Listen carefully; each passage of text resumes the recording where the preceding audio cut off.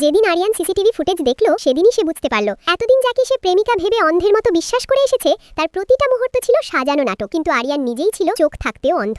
এই মেয়েটার মিথ্যা গল্পে পা দিয়ে যে আনিকা তাকে প্রাণের থেকেও বেশি ভালোবাসতো তাকেই সে বারবার ঠেলে দিয়েছে অন্ধকারের অতলে। এতদিন ধরে যেই পবিত্রতা আর নির্দোষতা দেখানো হচ্ছিল সবই যে অভিনয়, এই মুহূর্তে আরিয়ান সেটা বুঝতে পারলো। আর তখনই তার চোখের সামনে আসলো এক ভয়ঙ্কর সত্য। সে এমন এক অপরাধ করেছে যার কোনো ক্ষমা নেই, কিন্তু সে জানতো না এসব আসলে তার নিজেরই কর্মফল। শেষ পর্যন্ত আনিকা দুজন মিলে লাগানো ভালোবাসার প্রতীক ওই গাছটি কেটে ফেললো আর আরিয়ানের সঙ্গে তোলা সব ছবি আগুনে পুড়িয়ে ফেললো। তারপর বিমানে উঠে চিরতরে চলে গেল আরিয়ানের জীবন থেকে। কিন্তু এই সময়ও আরিয়ান নিজের দোষ স্বীকার না করে সবকিছুর দায় চাপালো আনিকার ঘাড়ে। আর কিছুই না জেনে সেই প্রেমিকা আনিকাকে কটূক্তি করার সুযোগ পেয়ে সে আরিয়ানকে জিজ্ঞেস করলো, ও কি আবার আপনার সামনে আমার নামে বাজে কথা বলছে? সে নাকি আমাকে ভীষণ ঘৃণা করে, সব সময় চায় আমাকে আপনার জীবন থেকে তাড়িয়ে দিতে।